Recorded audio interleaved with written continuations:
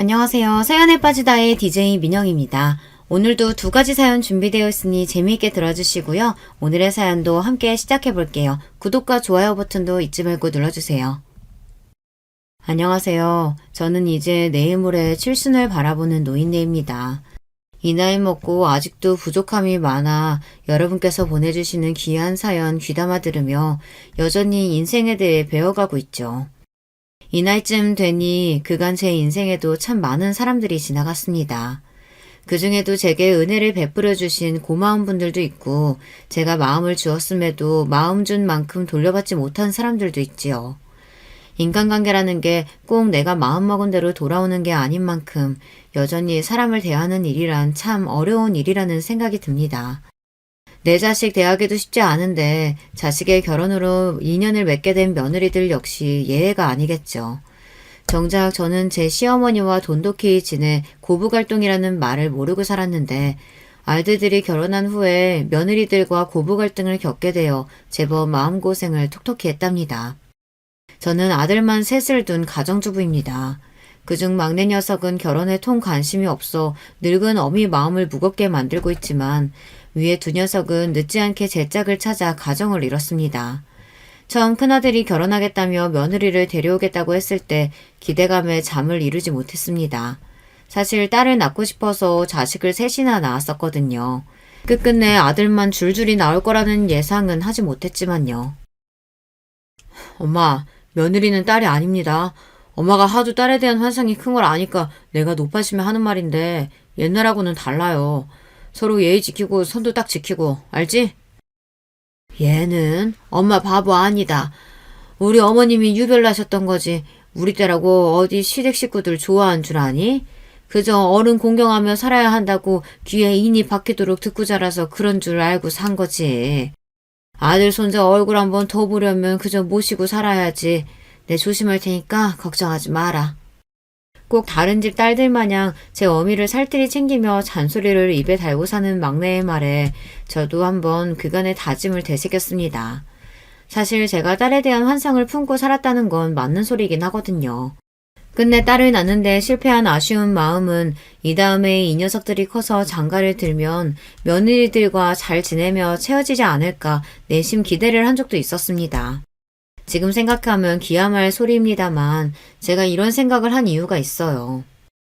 예, 무거운 거 들지 말고 힘든 건 애들 아범시켜라. 젊다고 함부로 힘썼다가는 늙어서 뼈에 바람 든다.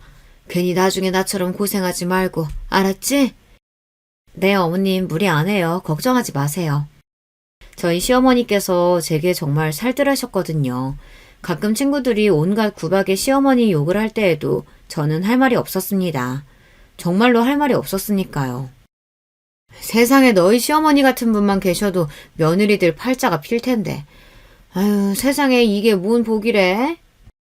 그러게, 우리 시무랑 바꿨으면 내가 아주 소원이 없겠어. 그래, 내가 분에 넘치는 분을 만났지. 그저 감사한 줄 알고 더 잘해야지 내가. 시샘 밤 부러운 밤 섞인 친구들의 이야기를 들을 때에도 그저 감사한 마음뿐이었습니다. 제가 시어머니께 이런 큰 사랑을 받아서인지 나도 나중에 내 며느리들에게 어머님처럼만 한다면 친정엄마에 비할 수야 없겠지만 제법 돈독한 고부 사이가 될 수 있지 않을까 하는 막연한 생각이 들었어요. 아들이 예비 며느리를 데리고 온다는 소식에 간만에 모인 친구들이 들썩였습니다. 아이고, 너도 이제 아들 보내는구나? 새 사람 들어오는 게 아니고 이 촌스러운 아줌마 보게 요새는 자식 결혼시키려면 며느리가 들어오는 게 아니라 아들이 처가로 나가는 거야. 딱 결혼하는 순간 이제 저 남자는 내 아들이 아니라 며느리 남편인 거야. 우리 때랑은 달라서 결혼한 아들 며느리에게 조심해야 한다는 소리는 이미 많이 들어보았습니다. 그래도 이왕이면 서로 잘 지내면 좋지. 평생 볼 사이인데 그렇게까지 남처럼 굴 필요가 있어? 우리가 그럴 필요가 있나 없나 생각하는 게 중요한 게 아니라니까. 그것도 서로 쿵짝이 맞아야 되는 거지. 요새 젊은 여자들이 어디 시험이 가까이 하려고 드는 줄 알아? 처음부터 딱 거리 두고 저들 할 도리만 하면 다행이지. 나중에 찬밥 신세 안 되려면 잘 신경 써야 돼. 괜히 며느리 시집살이라는 말이 나왔겠어? 자꾸 주변에서 이런 말만 듣다 보니 괜히 걱정만 불어나는 것 같더군요. 딸 같은 며느리라는 꿈을 꾼 적이 없지는 않으나 괜히 잘해보겠다고 잘못 건드려서 사이가 틀어지는 게 더 겁이 났습니다. 그래서 며느리라고 내 아들한테 하듯 너무 허물없이 대하지 말고 예의를 지켜야겠다고 다짐했습니다. 큰아들이 데려온 아가씨, 그러니까 지금의 큰며느리는 아들과는 사내 커플이었습니다. 저희 식구들과의 첫 대면에서도 주눅 들지 않고 할 말 다 하는 모습에 참 똑부러진다고 생각했어요. 결혼 후에도 일을 관둘 생각이 전혀 없다는 큰며느리는 일 욕심도 많아 보였습니다. 평생 집에서 아이들 키우며 살림만 한 저 같은 여자와는 다른 세상 사람처럼 보였습니다. 참 똑똑하고 멋진 여자를 며느리로 맞이하게 되는구나 내심 흠족한 기분이었습니다. 큰아들의 결혼식이 끝난 지 얼마 되지 않아 갑자기 생각지도 못하게 작은 아들 녀석이 결혼할 여자를 데려오겠다고 폭탄 선언을 했습니다. 당시에 연애를 하고 있는 줄도 몰랐던 저와 다른 식구들이 다들 깜짝 놀랐더니 며느리 될 아이가 이미 아이를 품고 있다고 하더군요. 만난 지 얼마 되지 않아 혼전 임신을 했다는 겁니다. 아들놈의 등짝을 철썩철썩 후려치면서 아들 엄마인 내 마음도 일이 당황스럽고 황망한데 상대 아가씨 집안은 그야말로 쑥대밭이 되었겠구나 싶어 만나 뵙지도 못한 예비 사돈댁에 민망한 기분이었죠. 그렇게 촉박하게 잡힌 상견례에서 처음 본 작은 며느리는 새침한 인상에 이목구비가 오밀조밀한 귀염진 인상이었습니다. 혼전에 아이부터 덜컥 들어선 것이 저희 보기 민망했던지 조금 주눅 든 것 같은 태도에 가여운 마음이 들었어요. 나는 딱 그 시기에 입덧이 심해서 고생이었었는데 밥은 잘 먹고 있어요? 다른 걱정은 말고 그저 잘 먹고 잘 자고 건강하게만 지내요. 물어 더 상냥하게 대하려고 노력했습니다. 과정이야 어찌되었든 내 아들과 결혼할 사람이니 제게도 가족인 거죠. 후에 그 아이도 나를 가족으로 생각해줄지는 나중 문제였습니다. 그래도 제가 어른인데 먼저 좋은 모습을 보여야 한다고 생각했습니다. 사돈댁에서도 배부르기 전에 얼른 식을 마치고 싶어 하셔서 생각지도 못하게 한 해의 아들 둘을 한꺼번에 보내게 되었어요. 정말이지 정신없는 한 해였습니다. 저는 슬그머니 막내 녀석에게 말했습니다. 너도 데려올 사람 있으면 얼른 데려와라. 한꺼번에 둘도 해치웠는데 셋은 못하겠냐? 아이고 우리 어머니 또 김치국만 한 사발 들이키시네. 난 나 편한 대로 혼자 살 거니까 그런 말씀하지 마세요. 그놈의 결혼 안 한다는 소리, 막내를 가볍게 흙어보면서도 이 녀석까지 제짝 찾아 떠나면 마음이 많이 허전할 것 같다는 생각이 들었습니다. 아들 둘을 결혼시키고 새 며느리가 둘이나 들어왔지만 생각보다 며느리들을 볼 일이 그리 자주 생기진 않았습니다. 셋째 며느리는 직장생활로 여전히 바빴고 주말이라고 겨우 숨 좀 돌리고 쉴 땐데 편치도 않은 시댁에서 제대로 쉬지도 못하게 하고 싶진 않았거든요. 그래서 둘이서 일하며 집에서 제대로 밥이나 챙겨 먹을까 걱정스러운 마음에 아들 편에 반찬이나 종종 들려보내곤 했습니다. 둘째 며느리는 임신 중이니 더 살뜰하게 챙겨야 한다고 생각했지만 안사돈께서 이미 거의 둘째네 집에서 살다시피 하고 계시는 터였어요. 나까지 들락거리면 애들도 애들이지만 안사돈께서도 눈치가 보이시지 싶어 일부러 찾아가는 건 더 자제했습니다. 가끔 둘째 며느리에게 전화로 뭐 먹고 싶은 게 있냐고 물어도 그저 없다고만 하길래 정말 먹고 싶은 게 있다 한들 가 시집와서 시어머니에게 말하기 쉽지 않겠다 싶어 저들 알아서 먹고 싶은 거 사 먹으라고 용돈을 붙여주었죠. 제가 굳이 의도하지 않았음에도 먼저 며느리를 본 친구들 말처럼 자연스럽게 거리를 두게 되더군요. 막상 며느리를 맞아보니 당초 제가 생각했던 것보다도 더욱 조심스럽게 대하게 되더군요. 딸 같은 며느리라니 역시 말이 안 되는 소리인가 보다 싶었습니다. 하기야 평생을 다른 사람이 키운 다른 집 자식인데 제가 쏠랑 빼와서는 제 딸 인형 구는 것도 참 웃기는 노릇이겠거니 그런 생각이 뒤늦게 들더군요. 그렇게 아직은 대면대면하게 지내던 둘째 며느리와 자주 보게 된 건 출산 이후였습니다. 갑작스럽게 생긴 아이인데다가 첫 아이이다 보니 처음 육아를 시작하는 며느리 입장에서도 정신이 없긴 했을 겁니다. 처음으로 며느리에게 도와달라는 요청을 받게 된 저는 거절할 수가 없었어요. 애초에 거절은커녕 오히려 조금은 기뻤던 것도 같습니다. 아들을 셋이나 키우고 골병 다 들었는데 이제 와서 손자까지 키울 셈이야? 적당히 처음 몇 번 거들어주고 씻어 구하라고 해. 제가 고생스러울까봐 그랬는지 남편의 반응이 썩 긍정적이지 못했습니다. 아이, 그래도 첫 손자인데 너무 그러지 말아요. 첫 손자라도 저들 좋아 낳은 자식인데 저들이 책임지고 키워야지. 결혼하고 둘 다 집에는 코빼기도 안 내비치더니 벌써부터 저들 필요할 때만 지 애미 부려먹으려는 게 내외가 아주 똑같아. 당신도 애초에 다 받아주다 애 떠안지 말고 적당히 해, 적당히. 그래도 당신 손자이기도 한데 뭘 저렇게까지 야박하게구나 속으로 타박하고 있는데 막내 녀석이 남편 말을 거들었습니다. 그래 엄마, 지금 엄마 나이에 애 키웠다간 진짜 순식간에 늙는다니까. 요새 할머니들 인생은 손자를 봐주느냐 안 봐주느냐에 따라 고생길이 갈린답니다. 아니 그리고 그동안은 사돈 어르신 계신다고 그 집 가보고 싶어도 가보지도 못했잖아. 나는 당연히 사돈 어르신이 같이 키워주시나 했지. 우리 집 자손이기도 한데 그러는 거 아냐. 안사돈께서 허리가 안 좋다고 하잖니. 그래도 그동안은 어려워하는 게 보였는데 이렇게라도 찾아와 주니 좋게 생각해야지. 허리는 뭐 저희 어머니만 안 좋나?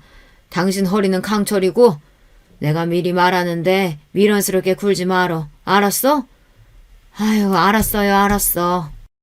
그렇게 하루 걸러 하루마다 손자를 봐주러 둘째네 집에 출퇴근을 하게 됐습니다. 그래도 내가 아들을 셋이나 키워낸 사람인데 호기롭게 나섰지만 역시나 젊을 때와는 달라도 너무나 다르더군요. 손자 녀석이 어찌나 기운이 쩌렁쩌렁한지 녀석에 비하면 제 체력은 바닥이었습니다. 처음 아이 봐준다고 할 때 남편과 막내에게 한 소리 들었던 것도 있고 또 애들 싫은 소리 듣게 하고 싶지 않아 도수치료를 몰래 받으러 다녔어요. 그걸 걸린 날에 남편은 집안을 뒤집어 엎어버렸습니다. 이런 천하의 불효 자식들, 제 자식 키우겠다고 제 어미 몸이 칼려나가는데도 보고만 있어? 니들 급하게 결혼한다고 할 때 부랴부랴 집이며 뭐며 니들 능력에 붙이는 것들 그래도 우리가 부모 된 돌이 다 갖춰서 보내줬으면 니들 자식만큼은 니들 손으로 키워내는 게 당연한 이치 아니냐. 그동안 너희 엄마가 너희 불편하게 할까 눈치 보여가지고 아들 집 한번 편히 못 가게 하더니 저들 필요할 때만 어미를 오라가라 하고 언제 니들이 무난 인사 한번 제대로 온 적이 있더냐? 제 엄마가 다 큰 자식들 생각해서 용돈 붙여줄 때나 한번 연락할까 말까고. 앞으로 애 보라고 네 엄마 불러내기만 해봐. 내가 아주 니놈 다리를 엎은질러 놓을 테니까. 제 아버지 호출에 간만에 집으로 불려온 아들 내외에게 남편의 불효령이 떨어졌습니다. 아니 여보 고정하세요. 내가 내 손자 보고 싶어 간 건데. 당신 나서지 마. 내가 처음부터 그렇게 얘기를 해도 당신 성격에 자식들이 해달라고 하면 거절도 못하고 해줄 거 그거 알아서 그렇게 받아주지 말라고 한 거야. 결국 당신 몽 다 충난 것밖에 더 있어? 당신도 앞으로 일절 전우집에 가서 애 봐줄 생각하지 말어. 그간 아이 봐주러 다니며 작은 아들 내외에게 크고 작은 서운한 점이 없었다면 거짓말이겠죠. 하지만 그래도 눈앞에서 아들 내외가 야단 맞는 모습을 보는 기분이 편치 않았습니다. 그렇게 알겠다며 겨우 남편을 달래고 아들 내외를 집에 돌려보내는데 아들이 볼멘 소리를 했습니다. 아니 우리가 그렇게 몸이 안 좋아지신 줄 알았나 뭐. 그리고 당신 손잡아 주시는 건데 또 뭐 그렇게까지 말씀을. 그 말을 듣는데 내 아들이지만 순간 기분이 확 상하더군요. 체력이 딸려 힘이 들긴 했습니다. 다만 손잡보는 데에는 최선을 다했어요. 옆에서 제 남편이랑 같이 입을 삐죽이는 며느리의 모습도 보기 싫었습니다. 그렇지만 이미 제 아버지에게 한 소리 들었는데 거기다 더 보태기도 뭐해서 별소리 않고 둘을 돌려보냈습니다. 들어와서 곰곰이 생각해보니 괘씸한 마음이 불쑥 올라오더군요. 10가지 잘해줘도 한 가지 못하면 그것만 타박하는 꼴이었습니다. 제 딴에는 저들 불편하게 안 하려고 마음이며 몸이며 무지 냈었는데 그게 다 허사인 것처럼 느껴졌죠. 그래, 자식이라고 해달라는 거 다 받아주지 말고 나도 거리 좀 지키자. 전에 친구들 모임에서 자식들이 손자 봐달라는 말에 단칼에 거절했다는 친구의 말이 떠올랐습니다. 아니 나 은퇴한 지 얼마나 됐다고? 이제 집에서 적적하실 테니 소일거리 삼아 애들도 좀 봐주시면서 집안에 애들 웃음소리 나고 얼마나 좋으시겠냐는 거야. 이것들이 아주 웃기는 소리 하고 있네 싶었지. 애 키우는 게 소일거리야? 하루 종일 아무것도 못하고 집구석에서 애한테 붙잡혀 살아야 할 텐데.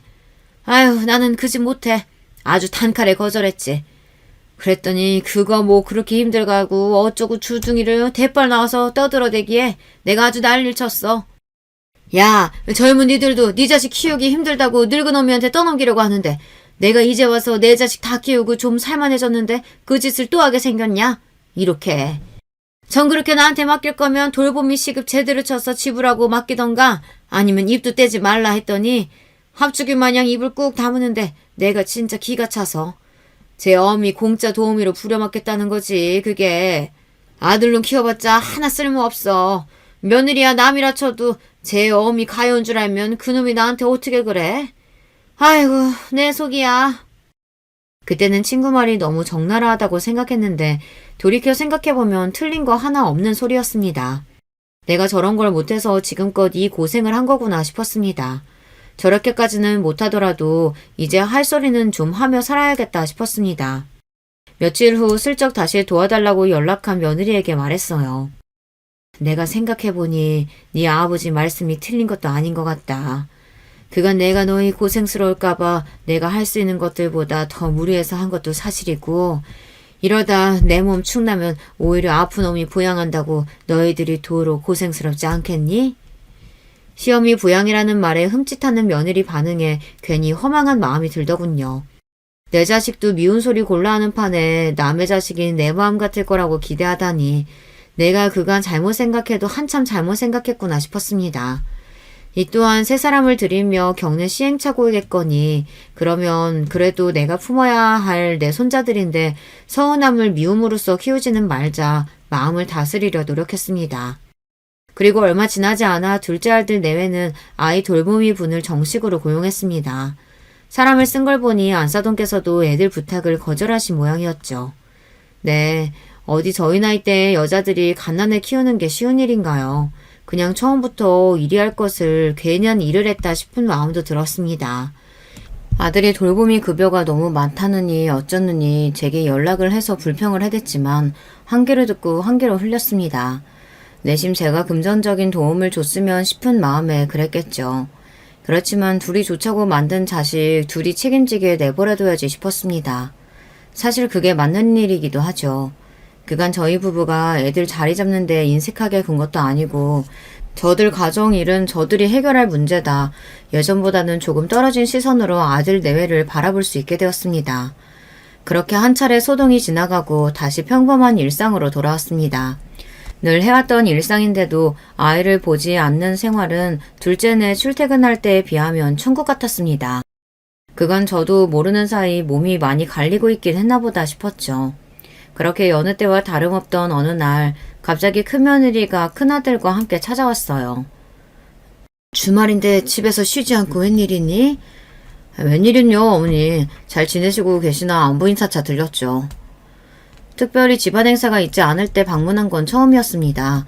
조금 의아하긴 했지만 안부 인사라고 하는데 불어 확대 해석할 필요는 없겠지 생각하며 간만에 본 큰아들 내외에게 보양식을 해먹이며 오붓한 시간을 보냈습니다. 후식을 먹으며 TV를 보고 있는데 아들과 며느리가 서로 눈빛을 주고받는 것이 슬쩍 보였어요. 저 아버지 어머니 혹시 재테크 관리 따로 하시는 게 있으신가요? 재테크? 갑자기 재테크는 왜? 별건 아니고 어머니 아버지 노후자금 문제도 있고 아버지 은퇴도 다가오고 있으니까 아무래도 신경이 좀 쓰이지 않을까 싶어서요. 생전 저희 앞에서 저희 재산 이야기를 꺼내지 않는 아들이었습니다. 누구의 입김이 작용해서 이런 화제가 떠오른 건지는 길게 생각하지 않아도 답이 나오더군요. 어쩐지 답지 않게 안부 인사를 왔다고 하길래 이상하다 생각은 했는데 역시나 용건이 있어 왔구나 싶었습니다. 우리 노우야 너희들이 걱정할 거 없다. 넉넉지는 않더라도 이 사람이랑 나 둘이 가기 전까지 자식들한테 손 벌리지 않을 정도는 모아뒀으니까 너희들한테 짐되는 일은 없을 거다. 남편이 다소 단호한 어조로 말했습니다. 딱 잘라서 상관하지 말라는 태도에 큰아들 내외가 조금 당황스러운 듯 보였어요. 아버님, 저희가 아무렴 부모님 모시게 될까봐 걱정돼서 드린 말씀이겠어요? 그냥 저희도 자식된 입장에서 궁금해서, 네, 그냥 궁금해서 한번 여쭤본 거예요. 네, 아버지, 저희가 진작 신경을 썼어야 했는데 그러질 못해서 이제라도 신경 쓰려는 거니까 너무 서운하게 생각하지 마세요. 혹여 제 아버지 심기를 거스를까 내외가 황급하게 수습하는 모양새였습니다. 그렇게 이야기가 일단락되나 했어요. 남편은 먼저 방으로 들어가고 내일 찬거리를 정리하려고 주방에 들어가는데 큰며느리가 종종대며 따라 들어왔습니다. 왜, 뭐 필요한 거 있니? 아니요, 어머님. 저 아까 노후자금 말씀인데요. 저희가 구체적으로 들은 게 없으니 자식된 입장으로 아무래도 좀 불안해서요. 혹시 얼마나 되는지 살짝 말씀해 주시면 안 될까요? 제 나름대로는 포장한다고 하는 것 같긴 한데 그래도 제가 이 나이를 허투루 먹은 건 아니었는지 젊은 애 머릿속이 그만 훤히 들여다 보이더군요. 애초에 애들한테 헛바람 들게 하면 안 되겠다 싶었습니다. 나는 그런 거 전혀 모른다. 너희들도 알다시피 내가 저 사람한테 시집 오고 나서 너희처럼 사회생활을 하기랬니? 밖에 나가서 일을 다니기랬니? 그저 집에서 너희 남편 키우며 살림하고 산 여자가 뭘 얼마나 알겠어. 그런 문제는 너희 아버지한테 따로 물은 적도 없고 전적으로 남편한테 맡기고 있으니 그 사람이 알아서 할 문제지. 좀 궁금하거든 너희 아버지한테 가서 한번 물어보던가. 저한테야 어떻게 한번 비벼볼만 하다 싶었는진 몰라도 저희 남편한테 이런 어설픈 수작은 씨알도 안 먹힐 일이었습니다. 그걸 아니 저도 제 시아버지에게는 차마 못 물어보고 저를 찔러본 거겠죠. 큰며느리의 표정이 떨떠름해졌습니다. 그렇게 예정에 없던 큰아들 내외의 방문이 있은 지 얼마 지나지 않아 큰며느리의 안부 전화가 전에 없이 잦아졌습니다. 어머님 잘 지내시죠? 다름이 아니라 그게 제 친구들 모임에 갔다가 친구 부모님이 신사업 투자로 대박이 났다는 소리를 들었는데 어머님 생각이 나서요. 노후자금 마련하셨다고 해도 그게 그렇게 넉넉지 않은 거면 좋은데 투자해서 종잣도 불리면 아버님 어머님도 앞으로 생활하시기 훨씬 편하지 않으실까 싶어서요. 그러고는 돌아가서는 좀 수그러들었나 싶었더니만 아직까지 포기가 안 되는 모양이었습니다. 제 대답도 여전했죠. 전에도 이야기했지만 난 그런 문제는 일절 관여 안 한다. 나 같은 노인네가 그렇게 돈 굴리는 거에 대해서 뭘 알겠니? 정 네가 생각이 있거든. 나한테 이럴 게 아니라 너희 아버지한테 직접 이야기를 하래도. 아휴 어머님 그래도 평생 같이 사신 어머님이 말씀하시는 거랑 제가 말씀드리는 거랑 어떻게 똑같겠어요. 저희가 보기에 놓치면 너무 아까운 기회라서 말씀이라도 한번 드려보는 거예요. 어머님이 한번 말씀드려 주시면 안 돼요? 너희 아버지가 내 말이라고 어디 들을 사람이니? 제가 생각한 게 있으면 평생 꺾인 적이 없는 황소고집 양반이신데 나는 관두련다. 괜히 그 사람 신경 어지럽혀서 집안에 분란 만들고 싶지도 않고 나도 다 늙어 지금 와서 내 분수에 넘치는 돈 욕심 부릴 생각도 없다.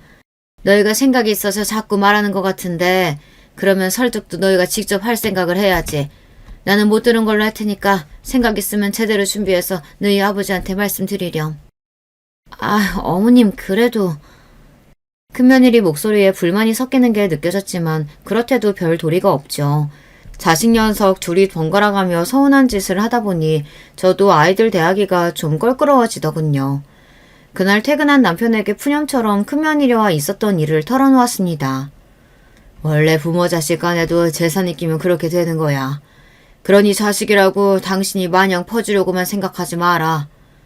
아휴, 안 그래요. 그래고 내가 뭐 퍼주고 싶어도 퍼줄 게 있나. 자꾸 노후자금이 어쩌니 투자가 어쩌니 긁는 걸 좀 봐. 저것들 다 나고 나면 당신 어지간히 들볶을 거야. 다른 사람들은 자식 안 이뻐서 미리 재산 안 떼어주는 거겠어? 얼마간만이라도 손에 쥐고 있는 게 있어야 자식한테도 부모 대우 받는 거야. 아휴, 자식한테 손 안 벌리고 늙어서 의탁하지 않으면 되는 거지 했는데 내 자식한테 재산 뺏기지 않으려고 아등바등 사는 것도 참 서글프다. 그쵸? 저들도 이제 지들 가정 꾸리고 나갔으면 제 식구가 가장 우선이니 그러려니 해야지. 이제 품 안의 자식 아니야. 우리도 우리 몫은 제대로 쥐고 있어야 돼. 남편의 당부를 들으며 부모 자식 간의 인연이라는 게 뭔지 허무한 마음에 한숨이 나오더군요. 말했듯이 제가 뭐 가진 것도 없습니다만 그거나마 잘 가지고 있어야겠다는 다짐을 했습니다. 그러고 얼마 지나지 않아 남편이 그간 평생 몸담아온 회사에서 만기 근속으로 퇴직을 하게 되었습니다. 평생 출근하는 남편의 온 매무새를 정리해주며 집을 나서는 뒷모습을 지켜봐왔는데 그 시절도 다 끝났다고 생각하니 괜히 제 기분도 이상해졌습니다. 제 기분이 이런데 남편 기분은 오죽했을까요? 어지간해서는 아이들에게 귀찮을 만한 연락은 자제하는 편입니다만 이번만큼은 가족 모두가 남편의 노고를 함께 치하해줬으면 하는 마음에 온 가족을 소집했습니다. 저들도 직장 생활을 하고 있으니 평생 회사 다니며 저희들 뒷바라지한 남편의 수고가 어떤 의미인지는 잘 알고 있으리라 생각했습니다. 다들 군말 없이 집으로 모이더군요. 아버지, 그간 정말 고생 많으셨어요. 아버지, 정말 감사합니다. 이제 어머니랑 같이 좋은 거 드시고 좋은 곳 구경 다니시고 편히 지내세요. 제 노고를 알아주는 자식 녀석들 덕분인지 남편의 서운함도 조금 가시는 듯 했습니다. 그렇게 가족끼리 조촐하게 남편의 퇴직을 기념하는 식사 자리를 가지고 난 후 슬슬 저희 집으로 돌아가려는 아이들을 남편이 불러세웠습니다. 너희들 다들 이리 좀 앉아봐라. 무슨 일인가 싶어 다들 엉거주춤 자리에 앉았습니다. 내가 퇴직도 했고 본격적으로 너희 엄마랑 노후 생활에 들어가게 됐으니 그 전에 정리할 것들은 정리 좀 했다. 막내, 이거 받아라. 막내 아들이 제 아버지가 내미는 통장을 얼떨결에 받아들었습니다. 통장을 보자 두 아들 내외의 눈도 번쩍 뜨이더군요. 네 형들한테는 장가갈 때 이미 다 해준 거다. 너 자취한다고 독립할 때 네가 그간 번 돈으로 집안에 손 안 벌리고 해결했으니 너도 네 형들 받은 만큼은 받는 게 맞지. 통장 안의 액수는 어지간한 신도시 아파트 한 채 값은 되었습니다. 막내에게만 통장이 돌아가자 두 아들 내외의 눈이 팽팽 돌아가기 시작했습니다. 첫째 며느리가 물었습니다. 저 아버님, 막내 도련님만 주시는 건가요? 너희는 이미 받을 거 다 받지 않았냐? 너희 결혼할 때 신혼집 그거 다 내 주머니에서 나온 거다. 받을 거면 삼형제가 공평하게 받는 게 맞지. 그래도 아버님, 저희는 가정이 있고 애도 있는데 혼자 계신 도련님이랑은 입장이 다르죠. 네? 입장이 다를 건 또 뭐냐? 너희 자식 너희가 키우는 거야. 너희가 알아서 할 일이지. 저놈은 결혼 생각 없다고 하니 돈을 어떻게 쓰던 그거야 저놈이 알아서 할 일이고. 참고로 너 나중에 장가 간다고 해도 따로 주는 건 없으니까 그게 다니까 그리 알고 있어라. 두 아들 내외의 눈에 욕심이 차오르는 것이 보였습니다. 이거 괜한 분란 되겠다 싶어 저는 얼른 덧붙였습니다. 이제 너희들한테 나눠주실 건 다 나눠주셨으니 우리한테 남은 거라고는 우리 남은 여생 보낼 이 집 한 채가 전부다. 너희는 아버지가 미리 주신 집에서 감사하는 마음으로 너희 가정 잘 꾸리면 되고 막내 너는 너대로 아버지께 감사드리면 그만이야. 앞으로 변할 건 없어. 갑자기 온 가족의 시선을 한 몸에 받게 된 막내 아들은 생각지도 못하게 받은 재산에 얼떨떨해 하면서도 감사 인사를 전했습니다. 아버지, 어머니 감사합니다. 이렇게 큰 돈 물려주시리라고는 생각도 못했는데 평생 고생해서 버신 돈이라는 거 잘 알고 있습니다. 호투를 쓰지 않을게요. 그래, 그거면 됐다. 사실 너만 불러서 해결해도 될 일이긴 한데 다들 알고나 있으라고 같이 있을 때 준 거다. 보면 알겠지만 누구한테 더 돌아갈 것도 없이 공평하게 나눠줬으니까 나중에 딴소리하거나 분란 만들 생각은 말고. 그럼 이만 다들 가보거라. 오늘 와줘 고맙다. 남편은 그 말을 끝으로 자리를 떴지만 두 아들 내외는 그야말로 폭탄을 맞은 꼴이었습니다. 어머님, 이거 어머님도 알고 계신 거였어요? 저 양반 저렇게 독불장구처럼 구는 게 어디 하루 이틀이니? 나도 몰랐어. 몰랐다 한들 틀린 말도 아니지. 너희보다 더 챙겨주신 것도 아닌데 이리 소란될 거 없다. 다들 그만 가봐. 쑥덕대는 며느리들을 남겨두고 방 안으로 들어갔습니다.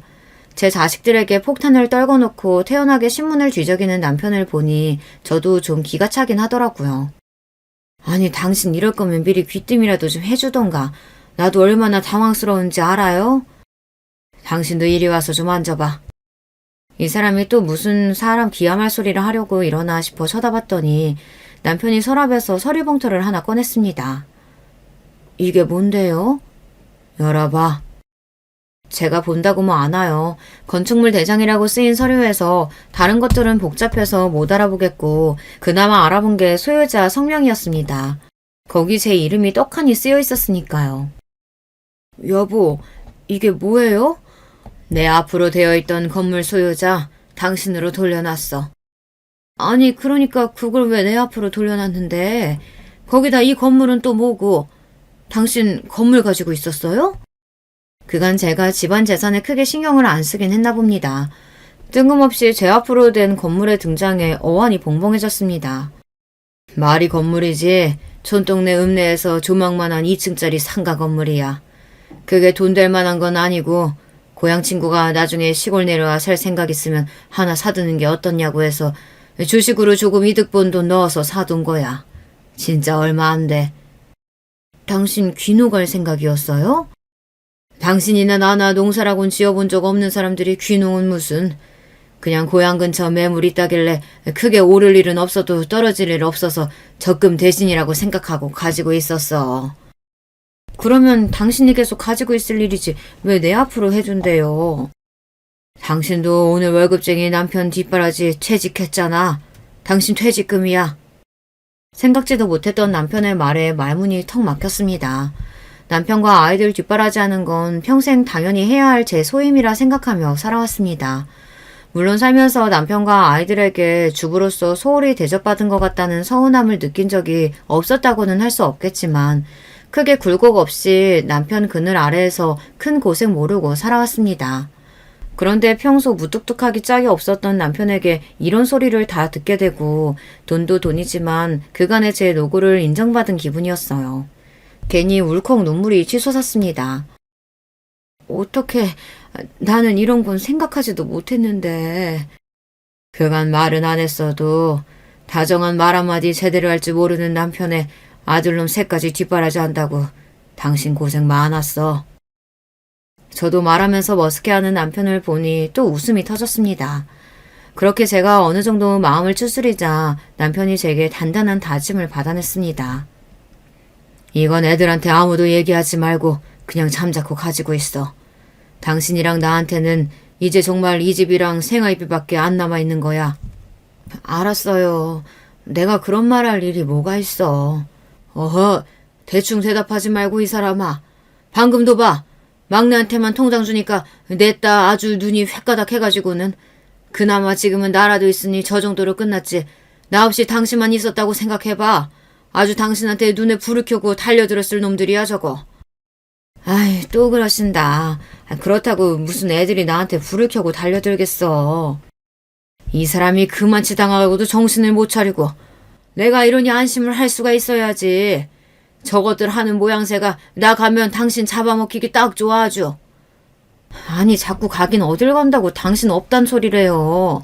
내가 먼저 가면 갔지 당신 같은 강골이 무슨. 보나마나 당신이 나보다 더 오래 살 텐데 자꾸 기분 나쁜 소리 하지 말아요.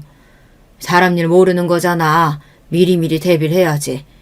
지금이 옛날처럼 부모 혼자 된다고 당연히 모시는 시대도 아니고 우리가 참 중간에 끼인 시대야. 우리 때야 키워놓으면 자식이 모시는 게 당연한 시대였지만 우리가 부모 모시고도 자식 부양은 못 받는 첫 시대라고. 그러니 정신 단단히 차리고 대비해야지. 저놈들 벌써부터 퇴직한 부모 앞에서 돈도 나는데 요새 재산 없으면 부모 취급도 못 받는 노인네들 천치야. 오늘 준 건 당신 비자금이니까 우리 애들은 다른 애 그런 뻔한 소리 말고 마음 약해져서 괜히 자식들한테 걸리지 말고 아무 말 말고 꽉 잡고 있어. 알았어? 아유, 알았대도 그러네. 아무한테도 얘기 안 할게요. 진짜 안 한다니까. 의심의 눈초리를 거두지 않는 남편을 보며 그 후에도 몇 번이나 다짐의 말을 늘어놓아야 했습니다. 결혼 후 서운한 일이 종종 있기는 했으나 그래도 자식들을 속이는 기분이 들어 영 마음이 편치만은 않았어요. 그건 자기 남편 말이 100번 오라. 남편이 요새 자꾸 재산 없으면 부모 취급 못 받는다는 소리를 달고 살아 애들 보기가 민망하다는 말에 친구가 대번 이렇게 말하더군요. 물론 남편이 신신당부한 바와 같이 건물에 대한 이야기는 쏙 빼놓았습니다. 요새 자식들 모르게 딴 주머니 하나씩 차고 있는 게 당연해진 거 몰라? 요새 찾아오는 자식도 없이 외롭게 혼자 늙어가는 노인네들이 다 자식이 없어 그러고 살겠어? 뭐 물론 처음부터 가난해서 그리 사는 사람들도 많겠지만 자식들한테 유산 먼저 나눠주고 팽당해서 말년에 서럽게 늙어가는 사람들이 그렇게 많다잖아. 아니 아무리 그래도 그렇지 설마 내 자식들이 그러겠어? 아니 자기 아들들이 그렇다는 소리가 아니라 그럼 그 사람들이라고 본인 자식들이 그렇게 나올 줄 알았겠어? 그랬으면 절대 재산 미리 안 줬겠지. 그리고 사람 심리가 그렇다. 남들한테 말은 안 해도 몰래 쥐고 있는 게 있고 믿을 구석이 있는 사람들은 아무것도 없는 사람들하고 마음가짐 자체가 달라진다고. 그저 자식들 눈치만 봐야 하는 입장이랑 무슨 일이 생기더라도 내가 가진 게 있는 거랑 같을 수가 있겠냐고. 듣고 보니 그 말도 일리가 있었습니다. 아무렴냐 손에 쥔 것 없는 무일푼보다야 뭐라도 가진 게 있는 게 낫기야 하겠죠. 우리 남편뿐만 아니라 우리 나이대 여자들도 다들 이런 생각을 가지고 사는 시대인가 봅니다 싶었습니다. 아닌 게 아니라 건물이라고 하기도 민망한 수준이긴 했지만 그래도 나름 생각지도 못한 건물주가 되고 나자 가진 것 하나 없던 가정주부와는 마음가짐이 달라지긴 했습니다. 막내가 남긴 했으나 그 녀석이야 결혼 안 하겠다는 말이 입에 붙은 놈이니 그렇다 치고 나머지 녀석들 다 장가보내고 큰일 다 치렀으니 큰돈 들어갈 일을 딱히 없긴 했으나 세상살이가 어디 생각대로만 돌아가나요.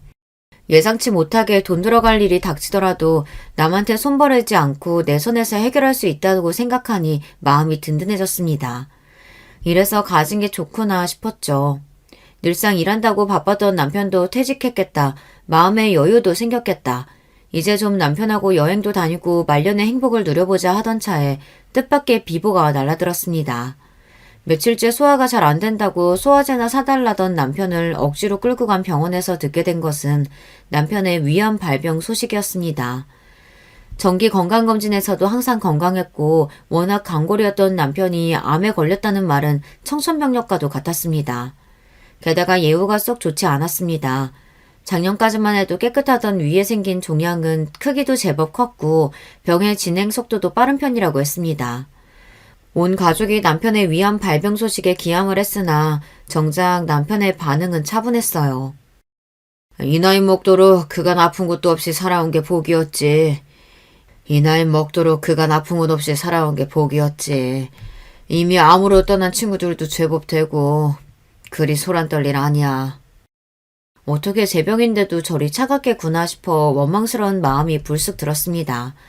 평생 일만 하며 살다 이제야 사는 재미 좀 느끼겠구나 싶었는데 투병으로 고통받을 남편을 생각하면 걱정되어 잠을 이룰 수가 없었습니다. 차라리 진행이 빠른 것도 내 복이지 싶어. 나이 먹어 안 걸리면 몇십 년도 살고 그런다던데 그렇게 오래 고생한 것도 나도 그렇지만 당신한테도 못할 짓이야. 정말 왜 그렇게 서운한 소리를 해? 결국 눈물이 터져버린 제 어깨를 토닥이며 남편이 말했습니다. 미안해. 내가 말 주변이 없어서 이렇게밖에 말을 못하네. 당신 서운하라고 하는 소리가 아니라 평생 고생시켰는데 아파서까지 당신 고생시키기 싫어서 그래. 나도 고생하기 싫고 그래도 애들 다 키워놨고 나 가도 당신 생활하기 어렵지 않을 기반은 만들어놨으니 마음은 편하네.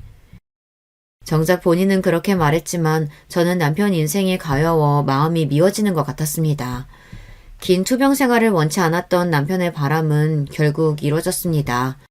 남편은 암 진단을 받은 지 채 3개월을 버티지 못하고 갑작스레 그렇게 제 곁을 떠나게 되었습니다. 저는 한동안 좀처럼 기운을 차리지 못했습니다. 저러다 제 어미까지 잘못될까 싶었는지 따로 나가 자취하던 막내 녀석이 당분간 본가에 들어서 출퇴근을 하기 시작했습니다. 큰아들과 둘째 아들도 종종 연락을 해오긴 했지만 며느리들과 연락하는 일은 좀처럼 없었습니다. 남편이 떠나기 전 퇴직하던 날 막내에게 통장을 건넨 이래로 그때까지 며느리들과는 영 서먹해져 버렸습니다. 다른 집 귀한 딸들이 내 자식처럼 될 수 없는 거겠죠. 그쯤 되니 그냥 그렇게 자연스럽게 받아들여지더군요. 삼형제 중 가장 장난기가 많은 막내 녀석이 제 어미 웃는 모습 한번 보겠다고 옆에서 열심히 재롱을 떨어준 덕에 저는 조금씩 기운을 되찾기 시작했습니다. 막내에게서 제가 기운을 좀 차렸다는 소리를 들었는지 두 아들 내외가 간만에 저희 집을 찾아왔어요. 어머님, 아버님 그렇게 갑작스럽게 떠나시고 많이 적적하시죠? 이제 저희가 어머님 모실게요. 저희 집으로 들어오세요. 네? 아니 형님, 저희한테 상의도 없이 그러시면 안 되죠. 어머님, 저희 집엔 형우도 있잖아요. 이제 갓난아기 때처럼 손갈 때도 아니고 손자 재롱 보시면서 헛헛한 마음도 달래실 수 있을 거예요. 저희 집으로 오세요, 어머님. 막내 혼자 제 기운 차려보겠다고 용을 쓰는 동안 한 번을 찾아오지 않던 며느리들이 갑자기 없던 효심이 샘솟아 이러겠어요. 대번에 이 집이 목적이라는 걸 눈치챌 수 있었습니다. 저는 단칼에 며느리들 말을 잘라먹었습니다. 주호도 그럴 마음 없다. 나 이제 이 집에서 혼자 살다 죽으련다. 이제 기운도 차릴 만큼 차렸고 막내 너도 그만 네 집으로 돌아가. 부모 자식 간이라도 결국은 각자 인생은 각자 사는 거야. 너희 손 빌릴 일도 없고 내가 죽기 전에 이 집 처분할 일도 없으니 여러 소리 마라. 그 말을 끝으로 자리를 털고 일어났습니다. 꼭 생전 제 아비처럼 구는 저를 보며 두 아들내외가 더 말을 붙이지 못하더군요. 혹여 제 심기가 상했을까 걱정이 되었는지 막내 녀석이 슬그머니 제 뒤를 따라 들어왔습니다. 형수들이 또 괜한 소리를 다 하네. 엄마, 너무 마음 쓰지 마세요. 네 엄마 이제 이 정도로는 아무렇지도 않다. 아까 괜히 한 말 아니니까 너도 이제 그만 돌아가. 여기서 출퇴근하기 가까운 거리도 아니고 네 덕에 엄마가 이만치 기운 차렸다. 고맙다.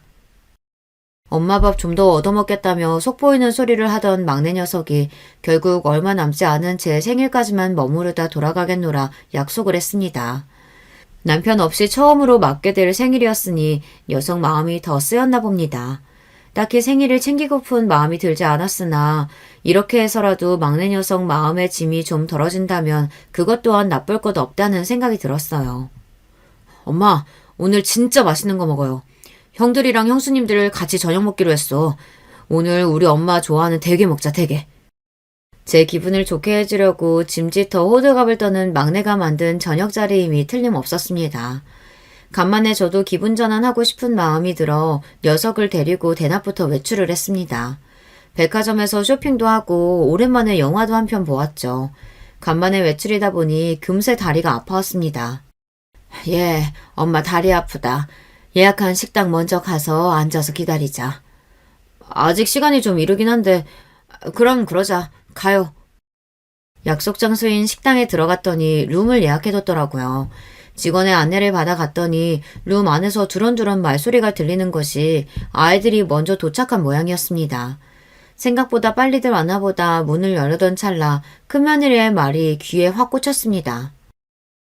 노인네, 끝까지 재산 주고 안 넣으려는 것 좀 봐. 그 노인네가 누구인지는 굳이 제가 설명할 필요 없겠죠. 옆에 있던 막내 아들이 사색이 되었습니다. 이내 작은 며느리가 맞장구를 치더군요. 그러니까요, 형님. 죽을 때 재산 싸들고 가는 것도 아닌데 무슨 고집을 그렇게 부리시는지. 이내 화가 나서 얼굴이 시뻘개진 막내가 문을 열려고 했으나 제가 막았습니다. 그러고는 말없이 통화 버튼을 눌렀어요. 재산이라고 뭐 대단한 거 있는 것 같으면 생색내는 게 이해라도 가지.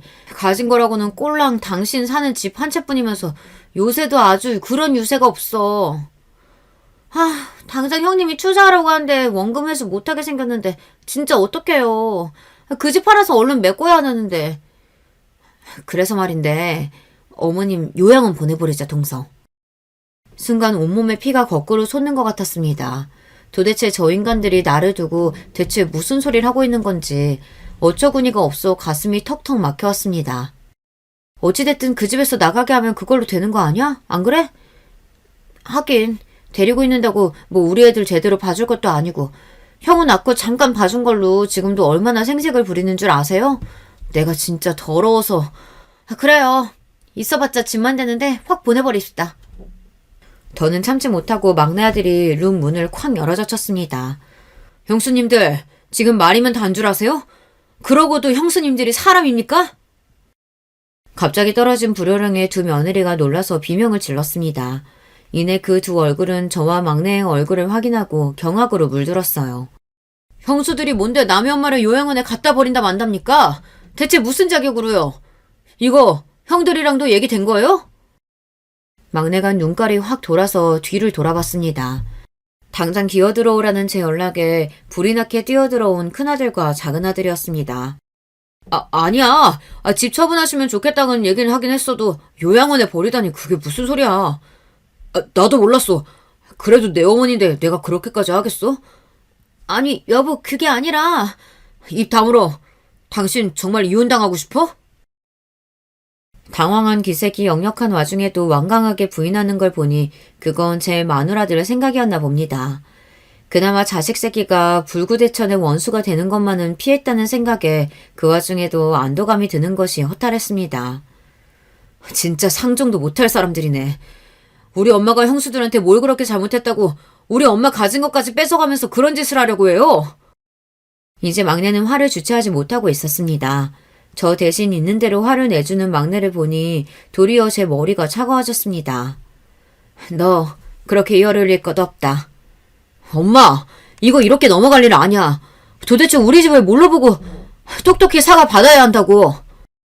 저 사람들 사과가 뭐 그렇게 의미가 있겠니? 마치 남처럼 이야기하는 제 태도에 오히려 두 아들 내외의 낯이 시퍼렇게 질렸습니다. 네, 이 꼴을 당하고서야 비로소 저들을 남처럼 대할 수 있더군요. 남보다도 못한 짓을 하는 사람이니 어쩌겠어. 남보다도 못한 사이가 되는 수밖에. 제 말에 두 아들놈이 제 앞에서 털썩 무릎을 꿇고 주저앉았습니다. 엄마 아니야. 설마 아니 우리가 어떻게 엄마한테 그렇게까지. 진짜 아니야. 어머니 죄송해요. 진짜 잘못했습니다. 잘못했어요. 눈물을 떨구는 아들들을 쓱 한번 쳐다보고는 시선을 며느리들에게 돌렸습니다. 그간 같지도 않은 늙은 여자를 어머니라 부르느라 고생들 하셨네. 이제 그럴 필요 없으니 서로 구차하게 얼굴 보지 말자. 나는 이제 자식은 얘 하나라고 생각하고 살 테니 너희들은 너희 알아서 살아라. 따로 소식 전할 필요도 없다. 어머니 그게 아니라.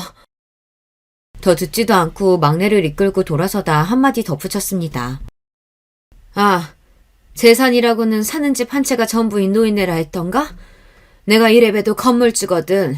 헤어지는 마당에 굳이 알릴 필요는 없다만 뭐 어차피 너희들이랑은 상관없는 재산이니 내가 쓸데없는 소리를 했구나. 이런 꼴까지 보인 마당에 행여나 추잡스럽게 내 건물에 침 흘리고 그러는 건 아니겠지? 일부러 저것들을 속 뒤집으라고 한 소리니 그 말에 속이 뒤집히는 꼴을 가소롭게 한 번 더 눈에 담곤 식당을 나왔습니다. 엄마 괜찮아? 제 눈치를 보며 쩔쩔매는 막내에게 다짜고짜 물었습니다. 너 휴가 언제냐? 응? 우리 해외여행 가자. 엄마가 내줄게. 내가 쓰지도 않고 재산 끌어안고 살 이유가 없네. 엄마 해외여행 가고 싶어. 너무 화가 난 나머지 우리 엄마 정신이 횟가닥한 건지 의심스럽게 바라보는 막내 녀석에게 말했습니다. 엄마 괜찮아. 저렇게 적나라하게 말하는 걸 코앞에서 듣게 될 줄은 몰랐어도 네 형수들 몇몇이 저렇다는 건 진작 눈치채고 있었으니까. 그래도 우리 집에 들어왔으니 그저 내 자식이다 하고 품어야지 미련 떨던 걸 이제야 떨쳐낸 것뿐이다. 엄마 이제 더는 구질구질하게 안 살고 먹고 싶은 거 다 먹고 가고 싶은 데 다 가보고 하고 싶은 거 다 하면서 가진 거 펑펑 다 쓰고 죽으련다. 내 남편이 그러라고 남겨준 재산인데 뭘. 제가 호기롭게 소리치니 걱정스럽던 막내 얼굴에도 기운이 돌아왔습니다. 그래, 다 하자. 까짓것 못할 게 뭐 있어. 엄마 하고 싶은 거 다 하고 살아. 그리하여 저는 평생 주부로 살며 한 푼이라도 아껴보겠다며 아등바등 살던 삶을 그제야 졸업하게 되었습니다. 지금은 아끼지 않고 그때그때 하고 싶은 거 하나씩 해보면서 그간 몰랐던 사는 재미를 깨우치고 있습니다. 세상에 재미난 게 일이 많을 줄은 예전에는 미처 몰랐어요. 과연 돈이 좋긴 좋구나 싶습니다. 그 후로 며느리들 연락은 일절 받지 않고 있습니다. 막내가 형들이 형수들 아주 쥐잡듯이 숨도 못 쉬게 들볶고 산다는 소리를 넌지시 전할 때도 아들들이 찾아와서는 저들이 죽을 놈이라며 땅을 치며 제게 석고대죄를 할 때도 뭐 이제 그러려니 싶었습니다. 사과는 사과고 제 인생 각자 사는 거라는 제 마음엔 변함이 없으니까요. 저런 철을 고른 것도 결국에는 제 놈들의 선택이니 제 놈들 인생은 각자 알아서 헤쳐나갈 일이죠. 제가 일이 저 하고 싶은 대로 양껏 쓰며 지낸다는 걸 며느리들 성질에 어떻게든 전해드릴 겁니다.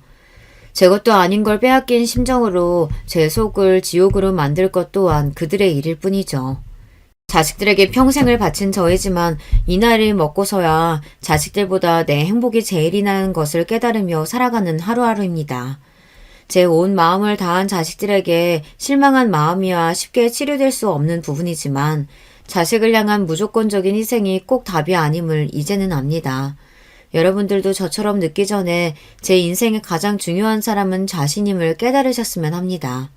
현명하신 여러분들이야 이 노인네보다 훨씬 좋은 결정을 하시겠지만요. 그러면 긴 이야기 들어주심에 감사드리며 이만 줄이겠습니다. 여러분 안녕하세요. 저는 서울 사는 40대 여자입니다. 매번 듣기만 하고 저도 이렇게 제보하게 될 줄은 몰랐어요. 여러분은 가족이 무슨 의미인가요? 사실 교과서에 나오는 것처럼 가족이 항상 도움이 되는 존재는 아니잖아요. 다들 크고 작은 문제를 하나씩은 가지고 있다고 사람들이 그러더라고요. 겉으로 볼 땐 아무 문제가 없어 보이는 가족도 막상 깊게 대화하면 말 못할 문제들이 있는 가족이 대부분이죠. 안타깝게도 우리 가족은 겉모습으로만 봐도 문제가 많은 집이랍니다. 오늘 제보할 사연도 우리 가족에 관한 내용입니다. 어릴 때부터 문제가 많았던 우리 가족은 제가 학교에 들어가기 전부터 난리였어요. 이유는 아빠의 유흥이었습니다. 아빠는 엄마가 식당에서 힘들게 벌어온 돈을 도박에 쏟았거든요. 내가 진짜 도저히 당신하고는 못 살아. 나 이렇게 살다간 죽을 것 같다고. 제발 정신 좀 차리고 똑바로 살아. 어머님도 당신 버렸잖아. 그래, 나 부모가 버린 자식이다. 그럼 당신도 나 버리든가. 나도 사는 게 사는 것 같지가 않다고. 어떡하라는 거야? 나가서 돈을 벌라고. 내가 힘들게 일해서 벌어와도 당신이 다 쓰잖아. 우리 현지랑 은지 먹이려고 버는 돈을 당신이 쓰면 어떡하냐고. 전생에 내가 도대체 무슨 잘못을 했길래 당신하고 이러고 사는 건지 속 터져. 이렇게 집에서 기를 죽이는데 내가 밖에서 일을 어떻게 하니? 그렇게 당신이 잘났어? 누가 보면 당신이 돈 1,000만 원을 벌어오는 줄 알겠다. 엄마 아빠는 매일 싸우는 게 일이었어요. 아직 제대로 학교에 들어가기 전이라 어렸던 저는 엄마와 아빠가 부부싸움을 하면 이불 속으로 들어가 숨었던 기억이 나요. 저한텐 언니가 한 명 있었는데 연년생이었습니다. 언니랑 전 둘이 이불 속에서 서로 끌어안고 긴 밤을 지내곤 했죠. 심지어 부모님이 너무 심하게 싸우면 저희는 둘이 한밤중에 집 밖으로 나가기도 했어요.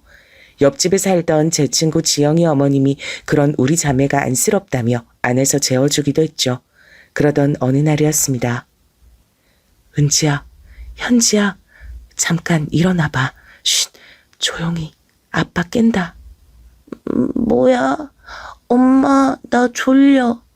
응? 엄마, 왜 그래? 현지야. 엄마가 딱 10밤, 아니야, 100밤만 자면 데리러 올게. 알겠지? 조금만 기다려. 엄마가 미안해. 그래도 울지 말고 엄마 기다리고 있어. 꼭 데리러 올게. 응? 엄마 어디가? 안 돼. 엄마 가지 마. 쉿. 은지랑 현지 너희들이 꼭 의지하고 버티고 있어. 알겠지? 엄마 안 돼 엄마. 엄만 저와 언니를 한밤중에 깨워 돌아온단 말을 남기고 그대로 집을 떠났어요. 술에 취해 잠든 아빠가 깰까봐 두려워 언니와 전 숨을 죽이고 울 수밖에 없었습니다. 그 뒤로 잠에서 깬 아빤 엄마 욕을 하며 집안 살림을 부수기 시작했어요. 너희 엄만 배신자야. 어떻게 이럴 수가 있어? 자식들을 버리고 가는 게 말이나 되냐고. 엄마가 없으니 집의 경제적 상황이 더 나빠지기 시작했죠. 엄마가 벌어오는 돈으로 생활했는데 엄마가 집을 나갔으니 들어오는 돈이 없었습니다. 급기야 월세가 몇 달이나 밀리자 집주인 아저씨가 와서 집 앞에서 아빠와 싸우기도 하셨어요. 전기와 수도도 끊기고 언니와 전 배가 고파 울기도 했죠. 그런 우리 자매가 안쓰럽다고 동네에서 밥을 먹고 가라고 하셨던 이웃들에겐 아직도 감사한 마음이 들어요. 이런 상황이 지속되자 아빤 도저히 안 되겠다고 생각하셨는지 우리를 데리고 친할머니 집으로 가게 됐습니다. 전 사실 그때까지도 친할머니의 얼굴을 본 적이 없었어요. 친가뿐만이 아니고 외가도 본 적 없었습니다. 나중에 귀동냥으로 알게 된 사실은 아빤 부잣집에서 태어났대요. 그래서 가난하고 친정도 없는 엄마와 결혼한다고 했을 때 할머니의 반대가 매우 심했다고 합니다. 집안 반대에도 불구하고 결혼한 아빤 언니와 제가 태어날 때까지 사고를 그렇게 쳤다고 해요. 그럴 때마다 할머니에게 돈을 달라고 했고 보다 못한 할머니가 아빠와 연을 끊었다고 하더라고요. 제가 아주 어릴 때 그러니까 신생아 때는 나름 할머니와 교류를 했다고 하지만 그 뒤론 아빠가 친가와 연을 끊어서 전 할머니의 얼굴을 모르고 있었던 거죠. 사모님, 아이들이 집 밖에 있어서 데리고 왔는데 아휴, 막내 도련님은 안 계셨어요. 아이들만 놓고 바로 간 것 같아요. 어떡하죠? 아빠는 언니와 저를 할머니 댁 앞에 버려두고 그대로 떠났어요. 엄마처럼 언제 온다, 데리러 오겠다, 그런 약속도 하지 않았죠. 처음 본 할머니는 매우 무서웠어요. 전혀 인자하거나 따뜻한 모습은 보이지 않았습니다. 언니는 옆에서 울음을 터뜨려 울고 있었고 전 오히려 너무 긴장해서 잔뜩 겁에 질린 상태였습니다. 일단 애들 씻기고 뭐라도 먹이세요. 네, 알겠습니다. 얘들아, 이리 올래? 아줌마가 씻겨줄게. 어휴, 옷이 이게 뭐야? 태어나 처음 보는 할머니의 집은 아주 컸어요. 원래 부모님과 살던 쪽방과는 비교할 수도 없었습니다. 원래 집은 부엌과 거실에 경계도 없던 아주 작은 집이었어요. 그런데 할머니의 집은 너무 커서 화장실이 우리 집의 몇 배는 되었습니다. 얼떨결에 씻고 나왔더니 파출부 아줌마가 밥을 차려주셨어요. 너무 굶주린 상태였고 제대로 된 밥을 처음 먹어서 허겁지겁 먹었습니다. 밥을 다 먹고 남는 방에서 잘 때까지 할머니인 언니와 절 보러 오지 않았어요. 우리는 엄마랑 아빠가 버렸어. 엄마도 아빠도 둘 다 우릴 버린 거야. 현지야, 어떡해. 우리 이제 고아야. 언니는 밤새 오열하는데 전 이상하게 눈물이 나오지 않았습니다. 물론 엄마를 더 못 본다는 사실은 매우 가슴이 아팠죠. 하지만 매일 술에 취하고 싸움을 하던 아빠를 보지 않아도 된다는 건 좋았습니다. 그렇게 언니와 전 할머니 집에서 학창시절을 보내게 됐어요. 할머니는 다행히 우리 자매를 밖으로 내쫓진 않았습니다. 할머니는 그 대궐 같은 집에서 혼자 살던 분이셨거든요. 가끔 명절이나 주말이 되면 고모와 큰아빠가 집을 방문하곤 했습니다. 아유, 병철이가 그렇게 사고 쳐도 자기 자식들까지 이렇게 버릴 줄 몰랐어. 은지랑 현지, 니들도 고생이 많다. 엄마, 그래도 애들은 받아주셨네요. 애들이 무슨 죄니. 그래도 성인 되면 자기 살 길 알아서 찾아야지. 언제까지 데리고 있을 순 없어. 이렇게 우리 자매 앞에서 할머니는 대놓고 성인이 되면 나가라고 말하곤 했습니다. 전 전혀 서운하곤 하지 않았어요. 어린 나이였지만 할머니 댁이 아니라면 갈 곳이 없다는 건 잘 알고 있었거든요. 하지만 언니는 학창시절 내내 사고를 치고 다녔죠. 원래 성격도 언니와 전 정반대였습니다. 언니는 활발하고 밖에 나가 노는 걸 좋아했는데 전 차분하고 조용한 성격이었죠. 내성적인 저와 달리 언니는 친구도 많고 활동적인 것을 좋아했어요. 언니는 감정의 폭이 큰 사람이었고요. 그래서 엄마가 집을 나갔을 때와 아빠가 우리를 할머니 댁에 버리고 갔을 때도 늘 저보다 더 울곤 했거든요. 이런 언니는 부모가 우리를 버렸다는 게 상당히 충격이었나 봐요. 학교에 다니며 사고를 많이 치고 돌아다녔어요. 죄송합니다. 다음부턴 이런 일 없게 하겠습니다. 선생님께도 죄송하고 지훈이 어머님과 지훈이에게도 정말 죄송합니다. 아니, 여자애가 남자애를 이렇게 때려도 돼요? 이게 한두 번도 아니고 부모 없는 거 동생도 똑같은데 현진 조용히 학교 잘만 다니더만. 부모 없는 거 아니라고요. 둘 다 살아있어요. 그게 중요하니? 어쨌든 너희 옆에 없잖아. 이게 뭘 잘했다고 큰 소리야. 그만. 다들 그만하세요. 아무튼 할머니께서 은지 단속 열심히 해주세요. 저도 곤란합니다. 죄송합니다. 다음부턴 이런 일 전혀 없도록 할게요. 저는 친구들이 부모가 없다고 해도 사실 그렇게 큰 충격은 아니었어요. 이미 알고 있는 사실이고 제가 화를 낸다고 해도 바뀌는 게 없으니까요. 원래 성격 자체가 당황하거나 화나면 차분해지는 편이라 더욱 그랬죠. 반응이 없으니 친구들도 절 더 놀리진 않았어요. 그래서 전 조용하게 학교에 다녔는데 문제는 언니였습니다. 언니는 자기한테 뭐라 하면 도저히 지나치지 못하는 사람이었어요. 그래서 자기보다 덩치가 큰 남자 하구들과도 싸우곤 했습니다. 워낙 깡이 세서 악착같이 싸워 이기곤 했어요. 덕분에 할머니는 학교에 여러 번 왔어야 했습니다. 언니가 계속 이런 식으로 사고를 치자 할머니는 점점 편애를 시작하셨어요. 현지, 이번에 반에서 1등 했다며? 잘했다. 아주 잘했어. 공부하다 힘든 거 있음 얘기해라. 책이나 학용품은 당연하고. 혹시 과외 필요하지 않니? 할머니가 수학하고 영어는 선생님을 이미 구했는데 다른 과목도 필요하면 말하렴. 아, 감사해요.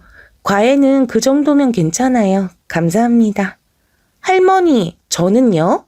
왜 저한테는 아무 말 없으세요? 왜 맨날 현지한테만 살갑게 굴고 현지한테만 지원해 주세요? 그리고 현지, 너 특목고에 입학할 수 있다며? 담임 선생님께 얘기 들었다. 진학 상담하러 다음 주에 뵙자고 하더라고. 할머니가 갈 테니까 그렇게 알고 있어. 제 말은 듣지도 않겠단 거예요? 진짜 너무하네. 일기장에 필요 없는 할머니라고 정신 나갔다고 쌍욕을 써놓은 걸 다 봤다.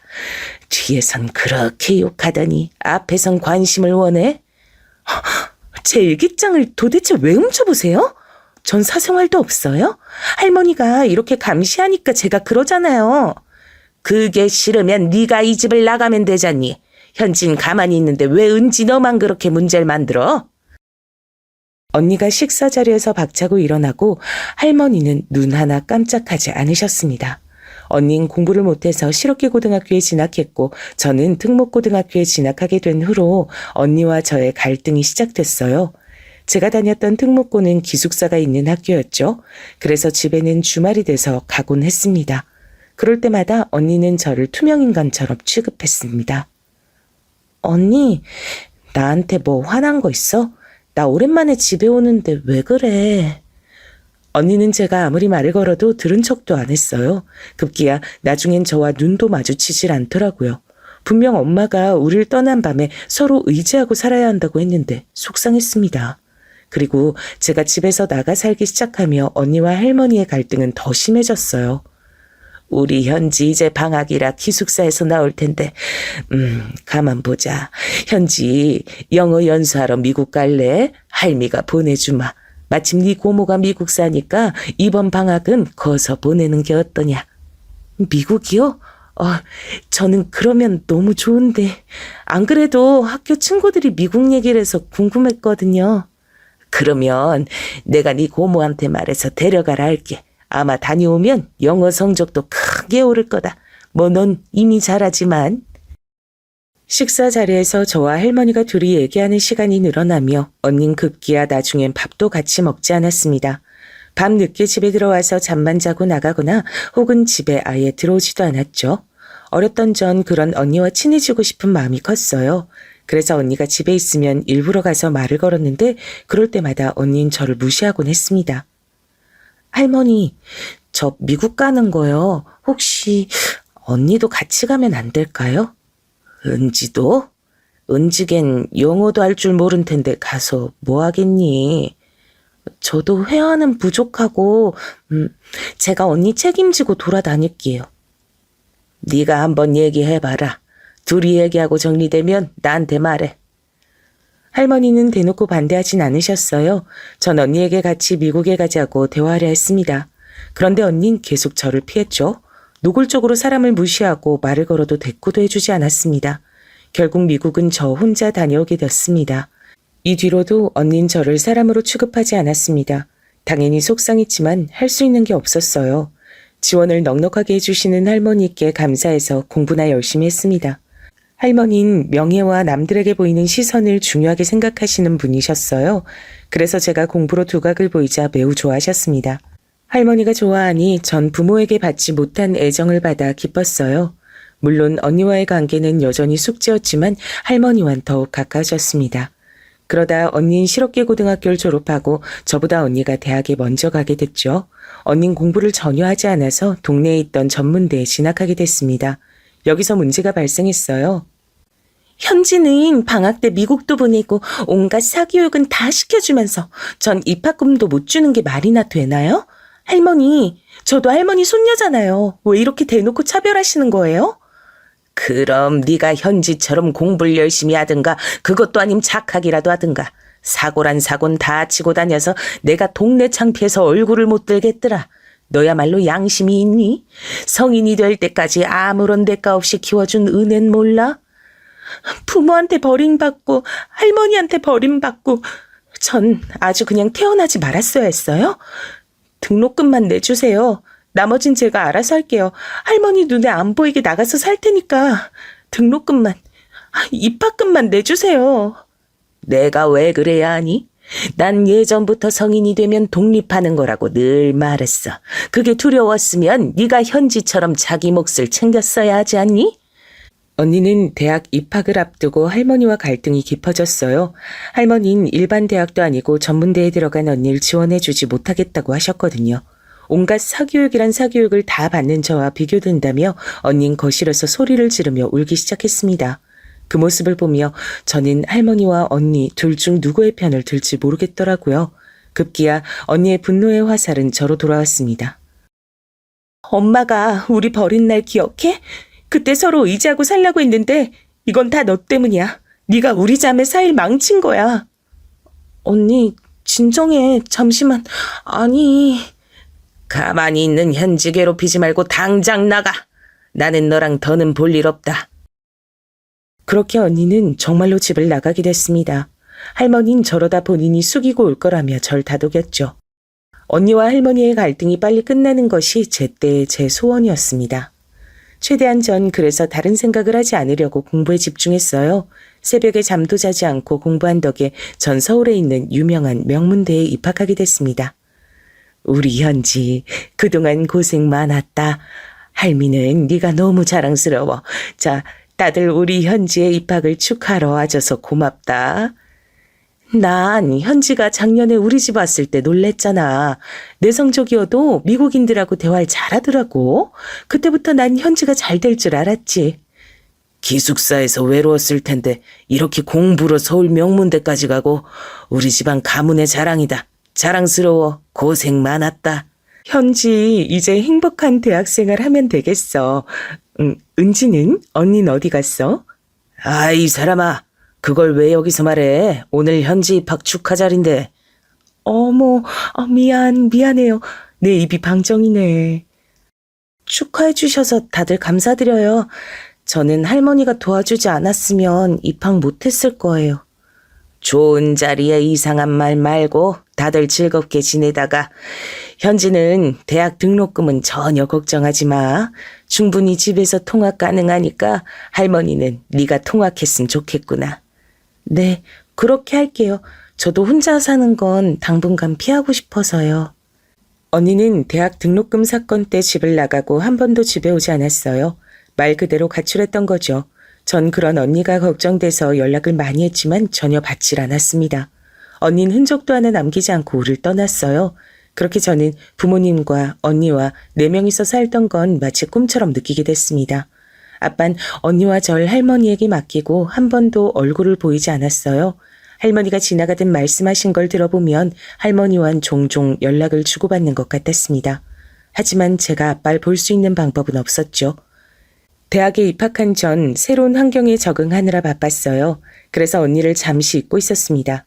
원래 공부하던 습관이 있어 대학에 가서도 열심히 공부하느라 바쁘기도 했어요. 그러던 어느 날이었습니다. 갑자기 핸드폰으로 모르는 번호가 떠서 받았더니 경찰이었어요. 살면서 경찰이 저에게 전화할 일이 없는데 너무 놀랐죠.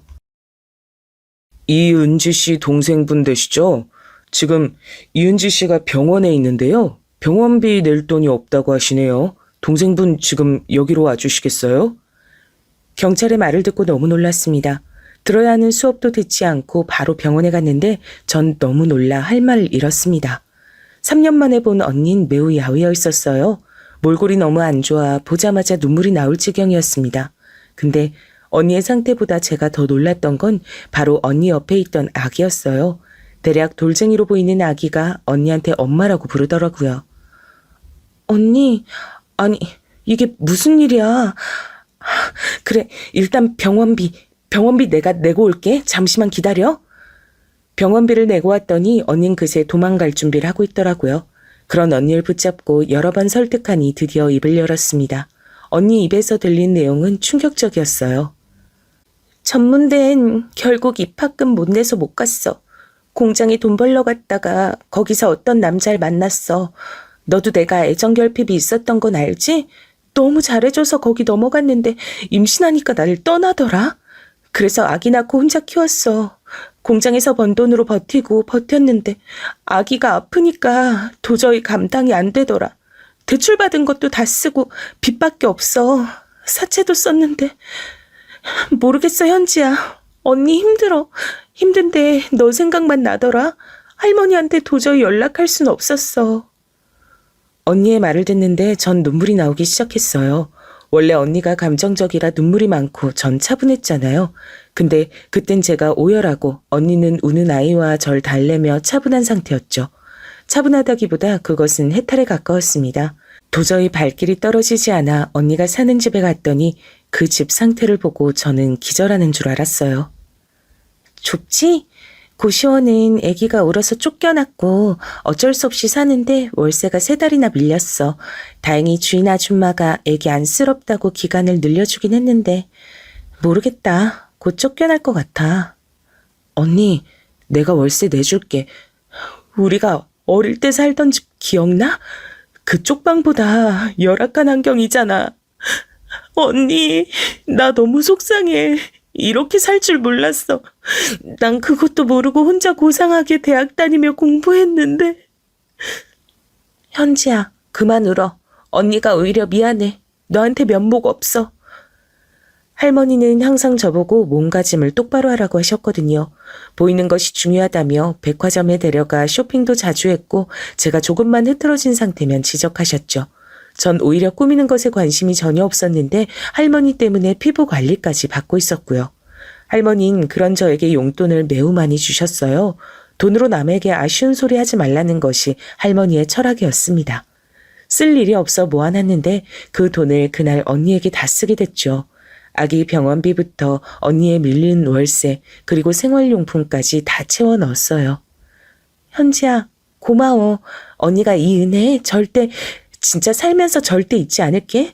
할머니한텐 비밀로 해줘. 당연한 거 아니야? 이거 다 내 돈 아니고 할머니 돈이야. 할머니가 아시면 뒤로 넘어가실 거야. 우리만 아는 비밀이어야 돼. 내가 자주 올 테니까 언니 걱정하지 마. 이 뒤로 전 언니를 정말 많이 도와줬죠. 제 눈으로 직접 열악한 환경에 사는 걸 알고 나니 외면할 수가 없었습니다. 마트에서 장도 보고 언니의 월세는 어느 순간 제가 내는 것이 당연해졌어요. 조카가 크면서 언니에게 들어가는 돈은 훨씬 많아졌어요. 할머니가 주는 용돈으로 무리가 가기 시작했습니다. 전 대학생이라 버는 돈이 없으니 슬슬 힘들기 시작했죠. 언니, 지유 이제 어린이집 보내니까 그 시간에 알바라도 하는 거 어때? 잠깐이라도 하면 돈 벌 수 있잖아. 뭐? 안 그래도 혼자 애 키우는 것도 힘든데 하나뿐인 가족이 그래도 되는 거니? 나 너무 속상해. 지유 어린이집 가면 나 그때야 집안일하고 혼자만의 시간을 가져. 이제 이것도 하지 말라는 거야? 그게 아니고 언니 진정해. 내가 돈을 버는 직장인이면 언니 도와줬지. 근데 지금은 나도 학생이라. 아니야. 언니 못 들은 걸로 해. 결국 전 할머니 몰래 과외까지 하며 돈을 벌게 됐습니다. 할머니는 제가 굳이 힘든 일을 하며 돈을 벌 필요는 없다고 알바는 물론이고 과외도 못하게 하셨거든요. 할머니 눈을 피해 돈을 벌어 제 용돈과 합쳐 언니에게 쏟아부은 생활만 자그마치 2년이랍니다. 지유 밥은 이거 먹으면 돼. 이따 놀이터 데리고 가서 놀아주고 자기 전에 영어책 좀 읽어줘. 너 영어 잘하잖아. 간식 너무 많이 주지 말고 심심해하면 인형놀이 같이 해주고. 알겠지? 고마워. 그럼 언니 놀다 온다. 알겠어 언니. 지유는 걱정 말고 잘 다녀와. 무슨 일 있으면 전화하고. 언니는 조카가 어느 정도 크자 새로 연애를 시작하게 됐어요. 전 언니가 행복하길 바랬기 때문에 괜찮은 남자를 만났다면 연애나 결혼하길 원했습니다. 그래서 저에게 조카를 맡기고 데이트를 하거나 여행을 갈 때마다 싫은 소리 한 번도 하지 않고 봐줬죠. 사실 결혼도 하지 않던 제가 아이를 혼자 본다는 건 상당히 힘든 일이었습니다. 특히 제가 할머니랑 같이 살고 있으니 이렇게 조카를 돌볼 때마다 눈치가 보였죠. 현지, 요즘에 많이 바쁘니? 연애라도 하는 거야? 집에 통 들어오지 않아 걱정이네. 할머니는 당연히 우리 현지를 믿어. 그래도 걱정되니 외박은 자제했으면 하구나. 죄송해요. 요즘 취업 준비하느라 바빠서 그랬어요. 앞으로 외박할 일은 없을 거예요. 할머니 걱정시켜서 죄송해요. 조카를 돌보느라 외박하는 일이 잦아지자 할머니는 집에 들어오라고 말씀을 하셨죠. 그래서 언니가 다음에 여행 간다고 했을 때 처음으로 조심스럽게 거절했습니다. 그러자 언니는 크게 화를 내기 시작했습니다. 가족이라곤 너밖에 없는데 어떻게 네가 이래? 부모도 없이 서로가 유일한 가족 아니야? 아, 넌 할머니 있다 이거야? 할머니한테 용돈 많이 받고 부족한 거 없으니까 됐단 거지? 언니, 말을 왜 그렇게 해? 나 속상하게. 그냥 언니가 지우 데리고 가든가 혹은 밤에라도 집에 오면 되잖아. 나도 할머니 눈치가 보여서 그래. 그래도 할머니 돈으로 이렇게 언니가 살고 있잖아. 야, 됐어. 그럴 거면 앞으로 도와주지 마. 유일한 가족이 이렇게 나와도 되는 거야? 나가. 우리 집에서 나가라고. 나 신경도 쓰지 마. 그냥 어디 가서 콱 죽을 거야. 찾지도 마. 언니, 제발 진정해. 알겠어. 내가 그냥 지우 데리고 있을게. 여행 다녀와. 언닌 제가 이렇게 거절하면 항상 극단적으로 나왔어요. 저도 그게 힘들었지만 언니 말대로 우린 부모가 버린 자식들이라 저도 언니와 연락을 끊기가 더 힘들더라고요. 속으론 휘둘리지 않아야 한다고 생각해도 막상 언니와 조카가 사는 모습을 보면 마음 한쪽이 아팠습니다. 심지어 조카는 발달이 매우 느렸어요. 열악한 환경에서 자라기도 했고 언니가 조카에게 제대로 된 양육을 하지 않았거든요. 제가 보다 못해서 데리고 다니며 건강한 음식을 먹일 정도로요. 그러다 전 대학을 졸업하고 취업하게 됐습니다. 사실 저는 결혼에 관해 깊게 생각해 본 적이 없어요. 연애도 한번 경험해 본 것이 다였죠. 어릴 때 아빠가 워낙 책임감 없는 모습을 우리 앞에서 많이 보여줘서 남자에 대한 신뢰도 크지 않았습니다. 자라면서 할머니 밑에서 자라서 제대로 된 남자를 본 건 큰아빠가 유일했죠. 그래서 연애하며 크게 즐겁지 않았습니다. 이런 제 마음과 달리 할머니는 제가 결혼을 하는 걸 원했어요. 옛날 뿐이라 대학 졸업하면 바로 결혼해야 한다고 생각했죠. 매번 만나는 친구가 없냐고 물으셨는데 그런 때마다 없다고 하니 급기야 선자를 잡아오셨습니다. 부담스러워 거절했는데 할머니는 계속 나가길 원하셨어요. 나도 이제 점점 몸이 예전 같지 않다는 게 느껴져. 현진이가 결혼해서 자식 낳는 걸 보고 죽고 싶다. 미워도 핏줄이라는 게 얼마나 중요한지 아니? 나중에 너 혼자 얼마나 외롭겠어. 내가 여기저기 수소문해서 알아온 선짜리니까 나가봐. 할머니가 제 대학 등록금부터 용돈까지 다 지원해 주신 건 생각하니 참 죄송하더라고요. 이렇게 대기업에 취업하게 된 것도 다 할머니 덕분이었죠. 그래서 눈을 딱 감고 선자리에 나갔는데 생각보다 괜찮은 사람이 있었어요. 처음 뵙겠습니다. 이현지 씨 맞으시죠? 전 정광철이라고 합니다. 만나서 반가워요. 제 직업은 아버지가 하는 사업을 물려받으려고 준비 중이에요. 작은 사업인데 열심히 배우려고 노력하는 중이랍니다. 아, 네, 반갑습니다. 저는 대기업에서 일하고 있어요. 아, 어색하네요. 아무래도 처음 보는 자리니 어쩔 수 없죠. 괜찮습니다. 그럼 식사하며 대화 마저 나눌까요? 상당히 어색한 자리였는데 능숙하게 대화하는 모습에 저는 푹 빠졌습니다. 그렇게 나가기 싫다고 했던 저였는데 오히려 시간 가는 줄 모르겠더라고요. 그렇게 그 남자와 저는 연애를 시작했고 그 사실에 할머니가 저보다 더 좋아했습니다. 사실 집안은 그리 대단진 않아. 그래도 잘생기고 키 크고 앞으로 가능성이 높지. 할미는 현진이가 결혼 전제로 만난다는 사실 자체가 기쁘다. 결혼할 때 비용은 전혀 걱정 말고. 알았어? 실제로 저는 그 남자와 결혼까지 가게 됐어요. 연애하며 한 번도 싸운 적 없어서 이 사람이 운명이라고 느꼈죠. 남편과 결혼할 때 할머니가 돈을 많이 대주셨습니다. 할머니가 부자인 것은 알고 있었는데 생각보다 재산이 더 많다는 걸 그때 깨달았죠. 내가 자네에게 딱히 바라는 건 없고 그저 우리 현지 평생 걱정치 않게 살게 해주게. 금전적인 부분은 내가 해결할 수 있으니 그 부분은 걱정 말고 우리 손녀 잘 부탁하네. 할머니 도움 덕분에 우린 초호화 결혼식도 올릴 수 있었어요. 신혼집도 할머니의 도움 덕분에 원하는 한강이 보이는 고급 아파트를 얻게 됐습니다. 남편의 집도 형편이 여유로웠지만 할머니의 재력만큼은 아니었거든요.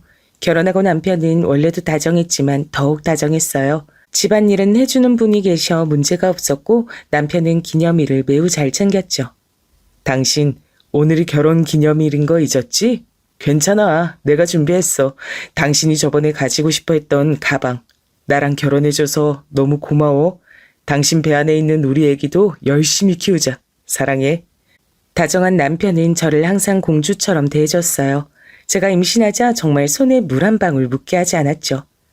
할머니는 이제 현지 너를 두고 하늘에 가도 아쉽질 않다. 그 어린 네가 언제 이렇게 커서 아이까지 가졌니? 믿기질 않는구나. 무엇보다 우리 정서방이 너무 너한테 잘하니까 내가 든든해. 할머니도 저에게 잘하는 남편을 항상 기특해 하셨죠. 그러면서 할머니는 남편이 시아버지의 사업을 물려받자 거액 투자도 하셨습니다. 덕분에 남편은 사업이 훨씬 커지게 됐죠. 이렇게 남편과의 문제는 전혀 없는 줄 알고 살았습니다. 그때 저에게 유일한 고민은 바로 언니였어요. 조리원은 강남에 있는 거기로 간다며? 난 혼자 애 낳고 조리원은 가지도 못했는데 부럽다. 내 인생은 왜 이럴까 현지야? 우리 같은 배에서 태어났는데 왜 너랑 나는 이렇게 너무나도 다른 인생 사는 거야? 나 너무 서러워. 그리고 우리 딸이 불쌍해. 왜 나한테 태어나서 똑같은 인생을 살게 하는 건지. 언니, 왜 그렇게 생각해? 언니도 충분히 소중한 사람인데 돈은 내가 더 보태줄게. 너무 속상해하지 마. 여전히 할머니 몰래 언니를 만나곤 했는데 언닌 제가 볼 때마다 앓는 소리를 했죠. 너무 힘들다고 제 인생과 본인 인생을 비교했습니다. 그런 언니를 달래고 돈을 또 보내면서 겨우 인연을 이어가고 있었습니다. 전 언니가 인간 대 인간으로 안쓰럽더라고요. 근데 결혼하지 않았을 땐 괜찮았는데 결혼하니 남편과 같이 붙어 살게 되잖아요. 남편에게도 숨기는 건 불가능했습니다. 결국 전 남편에게 사실을 털어놓게 됐어요. 이 내용은 당신만 알고 있어? 할머니한텐 말하면 안 돼. 할머니랑 언니랑 사이가 너무 안 좋고 둘이 인연 끊은 지 오래야. 내 말 무슨 뜻인지 알지? 알겠어. 그런데 나도 당신 친언니라고 하니까 궁금하네. 어차피 비밀인데 언니 소개해줘. 우리끼리 비밀로 하지 뭐. 남편은 고맙게도 제 얘기를 듣고 다 이해해줬어요. 그러면서 언니의 얼굴을 보고 싶다고 했습니다. 언니도 그 말을 듣고 흔쾌히 동생 남편이 궁금하다고 하더라고요. 그렇게 언니를 할머니 몰래 우리 집으로 초대하게 됐습니다. 현지야, 말로 듣던 것보다 너희 집 훨씬 좋다. 이렇게 앞에 한강도 보이고 완전 호화로운 인생 살고 있었구나. 우리 집은 겨우 단칸방인데 똑같은 부모 밑에서 이런 극과 극 인생을 살다니. 언니 왜 그래? 오늘은 그런 말 하지 말자. 언니 처음 우리 집 온 거잖아. 즐겁게 지내다 가. 맞아요, 처형. 너무 상심하지 마세요. 대신 우리 집 자주 놀러 오세요. 곧 아내가 출산하니까 같이 아기도 공동 육아하고 좋잖아요. 맞아. 언니 자주 놀러와. 난 괜찮으니까. 나 아기 낳으면 육아 휴직하거든. 그니까 언니도 와서 나랑 같이 놀자. 지우도 데려와. 실제로 아이를 낳고 집에서 육아 휴직을 하며 지낼 동안 언니가 자주 집에 찾아왔어요. 할머니가 워낙 우리 아이를 예뻐해서 할머니가 오시는 날도 많았습니다. 그런 날엔 미리 말해서 언니와 날짜를 조율하곤 했죠. 남편이 사업을 확장하며 출장이 매우 많아져서 언니가 오니까 전 기뻤습니다. 아이를 낳고 외로움이 심했는데 다행이었죠. 아유, 내가 우리 현지 애를 다 보고 어쩜 너랑 일이 똑같이 생겼니. 할머니 덕분에 이렇게 건강하게 낳을 수 있었어요. 감사해요. 그리고 용돈은 더 주지 않으셔도 돼요. 이미 할머니가 많이 챙겨주셨잖아요. 눈에 넣어도 아프지 않은 손녀가 애를 낳았는데 그게 보물이 아닌 뭐냐. 할머니는 더 해주고 싶어. 근데 현진이가 부담스러울까봐 참는 거야. 할머니는 실제로 우리 딸에게 모든 지원을 아낌없이 해주셨어요. 그러면서 언니의 질투는 더 심해졌습니다. 나는 우리 지유한테 과일 하나 먹이는 것도 힘들었는데 현지 넌 백화점 과일을 먹이네? 난 가공식품으로 우리 지유 키웠는데 박탈감 느낀다. 아니야. 그리고 언니 내가 지유 데리고 다니면서 맛있고 건강한 거 많이 먹였던 거 몰라? 너무 그렇게 나랑 하나부터 열까지 비교하면 언니만 힘들어. 뭐? 너 뭔 말을 그렇게 해? 그래, 이거 다 내 열등감이야. 됐니? 이런 말 들으니까 이제 속이 시원해? 아니, 나 언니를 위해서 하는 말인데 왜 그래? 저도 참는 것이 한계가 있어서 언니에게 언니를 위해 그러지 말라고 하기도 했죠. 근데 언니가 너무 예민하게 반응해서 머리가 아팠어요. 언니의 저런 말과 행동이 워낙 오래되기도 했고 전 진심으로 언니가 언니의 삶을 살길 바랬거든요. 그러면서 언니를 생각하면 머리가 아프기 시작했습니다. 근데 언니는 단칸방이 싫었는지 우리 집을 매우 자주 왔어요. 할머니가 오지 않는 날을 제외하곤 계속 왔다고 보면 됩니다. 언니가 내일도 온대. 나도 좀 집에서 쉬고 싶은데 힘들다. 처형 혼자 아기 키우니까 얼마나 힘들겠어. 당신이 이해해. 그리고 저번에 당신 잘 때 처형하고 둘이 얘기하는데 사연 들으니까 내가 생각했던 것보다 심하더라. 난 처형이 짠해. 언니랑 당신이랑 둘이 얘기를 했어? 언제? 나 잘 때? 저번 주 토요일 말하는 거야? 당신 피곤하다고 먼저 잘 때 처형하고 둘이 와인 마셨어. 그때 처형이 살아온 얘기라면서 눈물을 흘리더라. 안쓰럽더라고. 이건 또 무슨 소린가 싶었습니다. 전 언니가 슬슬 불편해지기 시작했어요. 대학생 때부터 언니한테 해줄 만큼 충분히 해줬다고 생각했거든요. 언니한테 매달 들어가는 돈도 만만치 않았습니다. 언닌 제가 돈을 주니까 본인이 사회활동을 하지 않았죠. 매번 힘들단 말만 하고 진득하게 어디서 일하는 법이 없었습니다. 언제까지 그런 언니를 도와야 할지 머리가 아프기도 했어요. 남편이 출장을 많이 가서 혼자 애를 키우는 것도 힘들고 언니까지 힘들게 하니까 남편에게 소홀해지기 시작했죠. 당신 출장을 또 가? 저번 주에도 갔잖아. 이번 주에도 간단 말은 없었잖아. 아니, 왜 출장을 미리 말을 안 해? 그럼 서연이 또 내가 혼자 돌봐야 돼? 갑자기 잡힌 일정이야. 내가 미안해. 그날만 일하는 분 부르자. 내가 불러줄게. 남편은 갑자기 출장을 자주 가기 시작했어요. 안 그래도 소원해진 관계가 점점 돌이킬 수 없는 지경까지 가게 됐죠. 대화가 없어지고 서로 불편한 관계가 됐습니다. 할머니에겐 차마 말할 수가 없었어요. 제가 결혼하고 애 낳은 것이 할머니의 행복이었으니 말할 수가 없었죠. 남편과 하루에 말을 한 번도 하지 않는 날이 생기기 시작했습니다. 어젠 출장도 아니면서 왜 이렇게 늦게 들어왔어? 애기는 나 혼자 봤잖아. 나 힘들어. 왜 당신은 아빠면서 육아를 안 해? 나도 힘들어. 일하느라 얼마나 힘든데 당신까지 날 힘들게 해. 집에선 편하게 좀 쉬자. 당신 넥타이는 어디 있어? 분명히 출근할 땐 하고 나갔잖아. 왜 돌아올 땐 없어? 차에 있겠지. 설마 지금 나 의심해? 그런 거 아니지? 내가 얼마나 열심히 당신하고 우리 애기를 위해 일하는데 아니지? 그렇게 다정하던 남편과 부부싸움을 하는 횟수도 늘어났어요. 그리고 상상하기 싫지만 자꾸 저는 남편의 외도가 의심되기 시작했습니다. 출장이 아닌데 말없이 외박하거나 넥타이를 두고 온다는 일들이 자꾸 떠올랐어요. 증거를 잡으려 해도 혼자 집에 있으니 그럴 수가 없었죠. 제가 그렇게 남편과 언니 때문에 스트레스가 쌓이니 점점 살이 빠지기 시작했습니다. 현지야, 무슨 일 있는 거 아니지? 혹시라도 무슨 일 있으면 할머니한테 말해. 걱정돼. 어찌 볼 때마다 살이 빠져있니 속상하게. 할머니, 사실은 할머니한테 비밀로 하려고 했는데 남편이 외도를 하는 것 같아요. 어떡해요? 뭐? 그게 무슨 소리야? 자세히 말해봐. 그렇게 믿었던 정서방이 무슨 일 있는 거야? 저는 너무 힘들어서 유일하게 믿는 사람인 할머니에게 남편 얘기를 하게 됐습니다. 언니 얘기는 하지 않고 남편의 얘기를 전했죠. 할머니는 우리끼리 해결할 수 있는 문제가 아니라고 판단했어요. 그리고 바로 흥신소에 의뢰를 했습니다.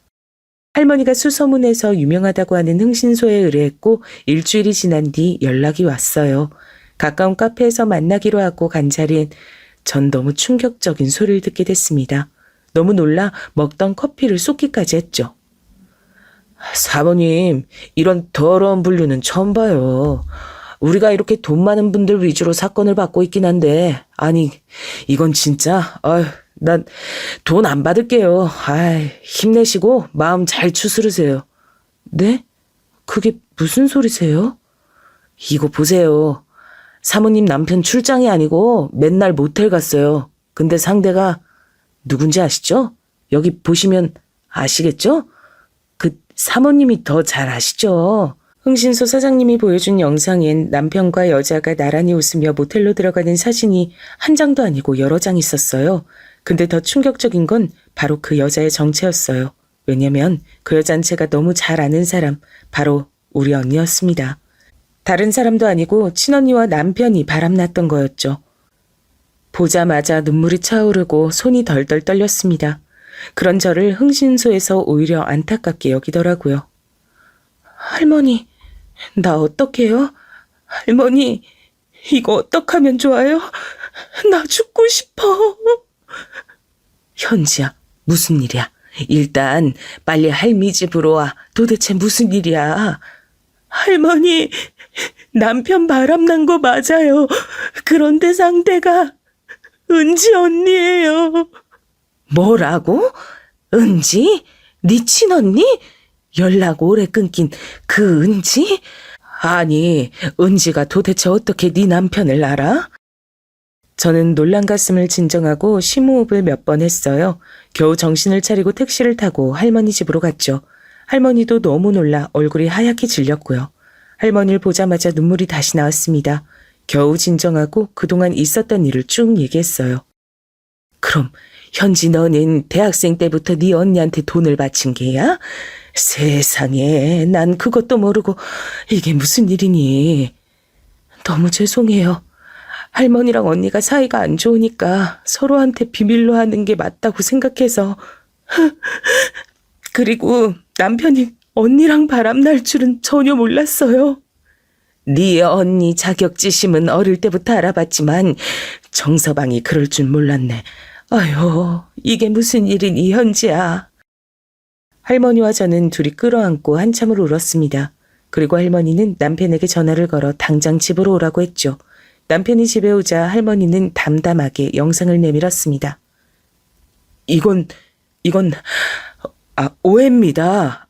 잠시만요. 아니, 내가 결혼할 때 자네에게 부탁한 건 딱 한 가지야. 우리 손녀 마음고생 시키지 말라 했더니 어떻게 이렇게 외도를 해? 그것도 현지 언니랑? 당신이 그러고도 사람이야?